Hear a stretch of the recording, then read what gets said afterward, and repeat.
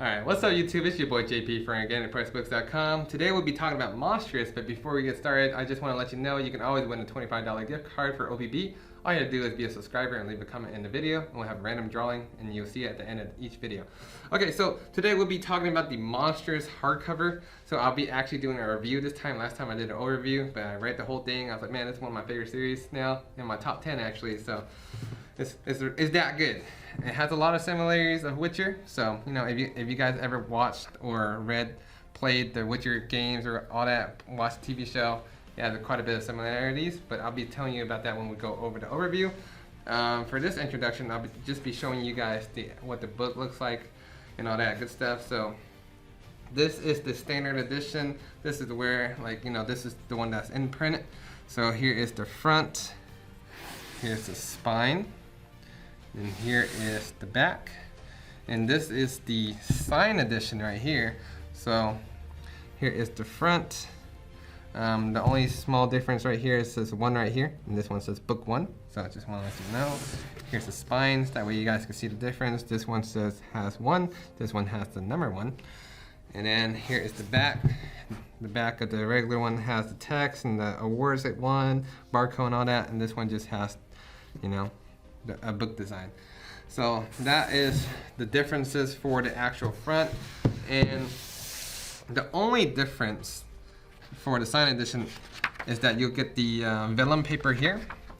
You have the signatures of both the writers, or you know, the people that were part of it, and you have the limited 500. So just know if you find one of these, there's only 500 copies available.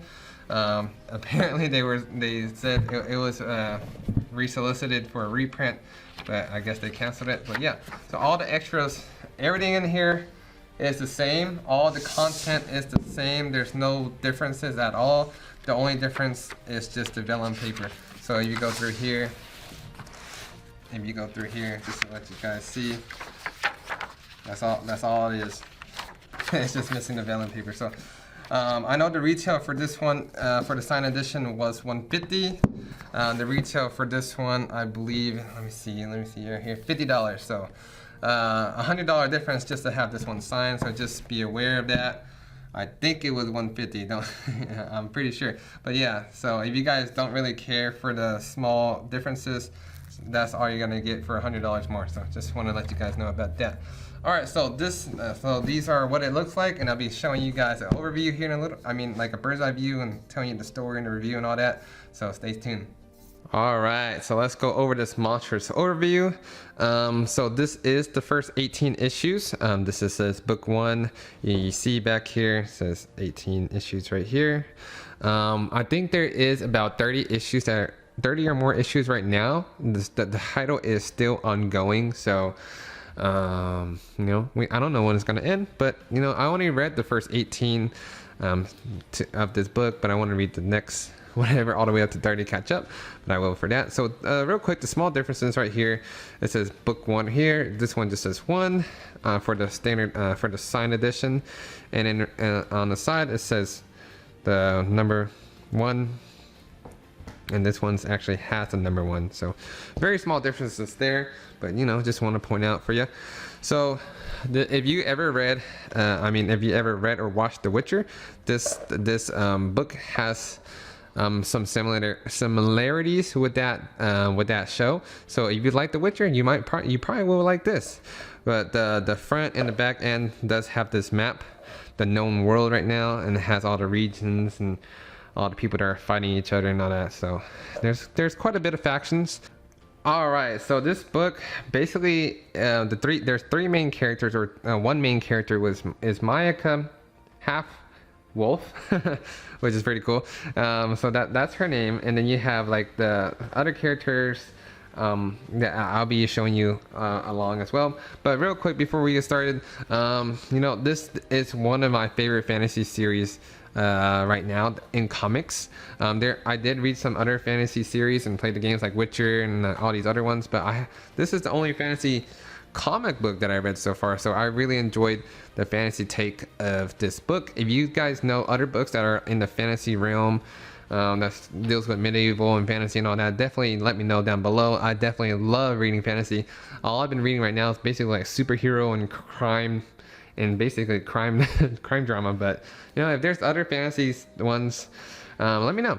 And it's kind of one of these books that I opened up and I'm like, man, why didn't I read this sooner? Because I had no idea what this book was about. I don't even know how I even got this book, to be honest. But you know, I was doing an overview of the signed edition, and I was like, man, this looks really cool. So after I did the overview of the signed edition, I was like, let me read this. And then after I read it, I was like, wow, no, I should have read this. No, because nobody ever talked about this book, and that's why I really enjoy talking about indie and like, you know, giving reviews for indie books, because there's some books that like are slept on and stuff like that, because it's not like one of those famous like superheroes and all that. So you know, this is something I enjoy. If you guys like love like the indie takes, I mean the smaller books or the ones that don't give enough recognition, I'll definitely be doing more reviews for that one as well, for those type of books as well.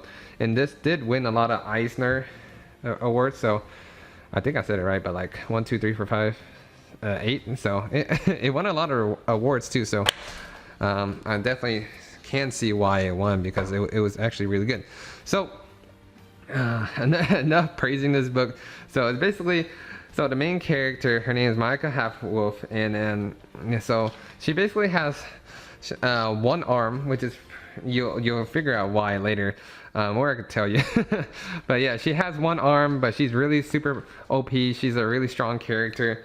It has this book has a lot of similarities like The Witcher, because I feel like Micah Half-Wolf is kind of like Ciri in a way, if you guys know who Ciri is in The Witcher, because like she has a mysterious past. She doesn't know how she got her powers, who she really is, why there's this ancient power inside of her, and the whole entire series revolves around her, people coming after her because they want to take the power for themselves or unlock her power or experiment on her and all that stuff like that. Just like how it was with The Witcher 3 or The Witcher series and TV shows, how people are after Ciri, they want to experiment on her elven blood and, you know, use her for themselves.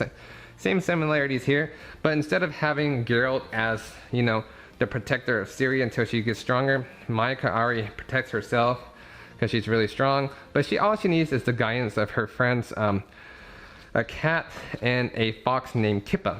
So Kippa is actually really cute. She's one of my favorite characters as well. The dialogue with Kippa, so Kippa's right here, really cute, little girl fox.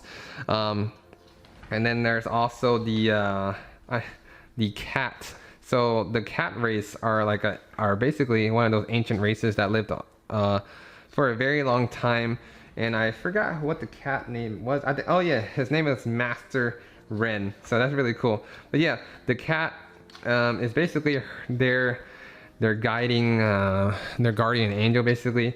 So he or she, I don't know if it's a race, but yeah, the cat's right here. But he leads them, gives them the right path or where to go and all that, gives them advice and what they should be doing, how they should be going out their world and finding safe passage and all that. So the story revolves, or the first 18 issues that I read revolved around those 3 characters. So that's really cool. And yeah, so there's, you know, the ancient, like you have the mystery of Micah Half-Wolf. You don't know how she has her powers. You have these ancient beings right here too that you'll see around. Apparently they're dead gods. So you have all these guys floating around. They don't do anything to you, or all they do is they watch, which is pretty interesting. As you go throughout the world, there's gonna be like, I think they call the gods that float around in the world you know, dead gods or whatever. But all they do is they look scary. So like right here, they just look scary and all that, but they don't do anything to you. So it's kind of like ghosts or shadows and whatnot. So that's pretty interesting. And then at the end of each issue, you have this thing. It's called an excerpt lecture with Professor Tam Tam. He basically tells you a lot of the lore of the world, so that's really cool. So each time the issue is over, you have, like, you know, a lot of dialogue that tells you about the lore, what's going on, all that good stuff. So in case you miss out on stuff, you know, it gives you a pretty good idea of everything that's going on. So that's really cool. So we are at chapter 4 right now. I'll be giving you guys a little And let's get back here to show you guys the extras. And then that's basically what I know about the series without giving you too much spoilers. But yeah, so that's that. And I'll be going over here, give you guys like, this is the glossary. So it tells you about each character that's in the story, their background, all that good stuff. So if you want to know more about them or just catch up on what they did, if you forgot, you know, they have the glossary right there, which is really cool because I love having those reminders. You have the early sketches back here as well. I mean the cover art and sketches. So I really like this page right here. That's very cool. So it's very fantasy based. Looks really badass. I like the monsters and the creatures back here. So I would highly recommend checking out this series. One of my favorite series. I can say it's definitely in my top 10. So one of my favorite series of all time right now. So if you guys, you know, like that small little overview, let me know. And I'll give you guys a little spoiler warning right here so you guys can stop the video if you want to figure out everything on your own. Yeah, so now let's go back over to chapter 4. I'll be showing you more of the artwork. And for those of you who, you know, don't want to get spoiled, you know, definitely, you know, I'll see you guys in the next video.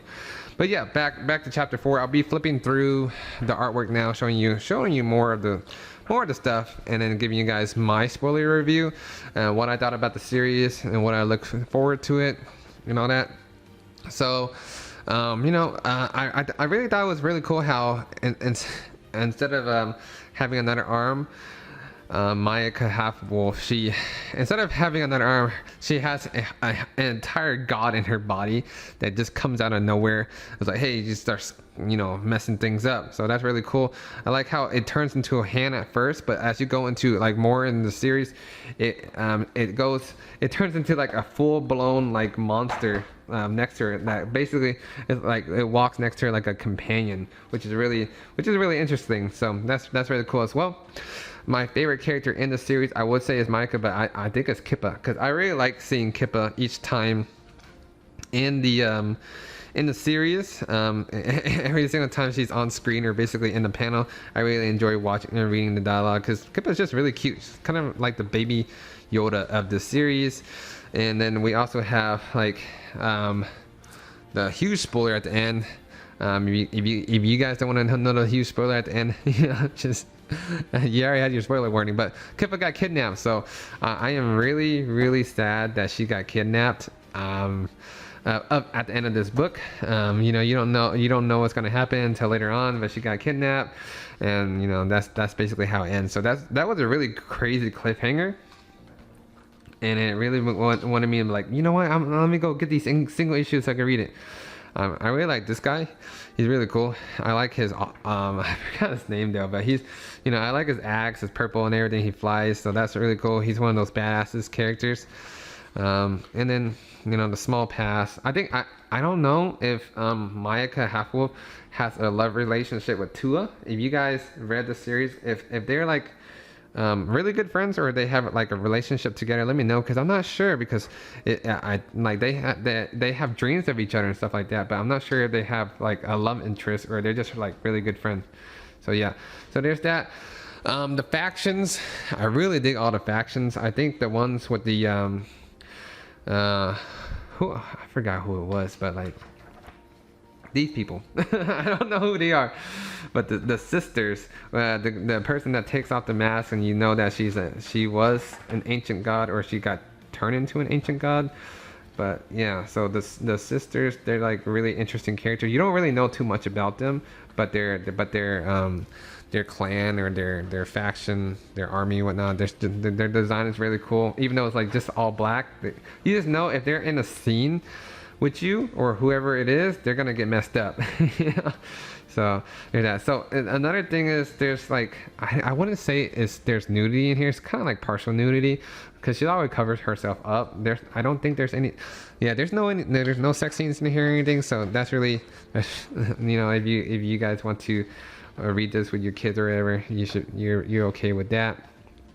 I mean, like, I think these guys are tigers. I like the Tiger Brothers. They're really cool as well. But yeah, so let me stop digressing around.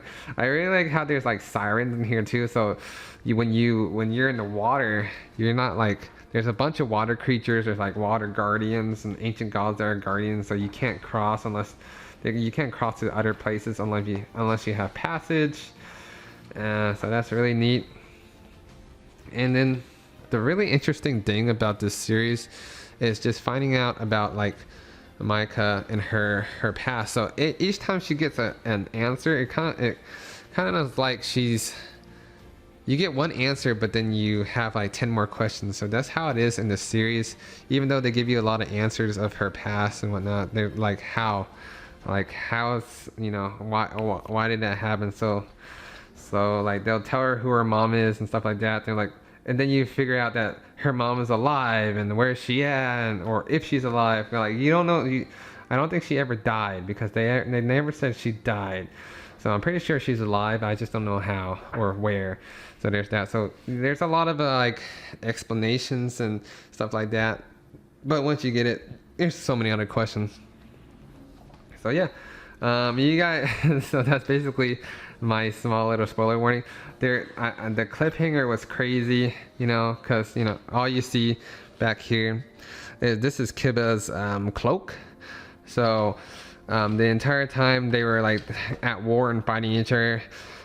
This guy was meant to protect Kiba, but he was distracted with all these other things, trying to protect her as well and stuff like that.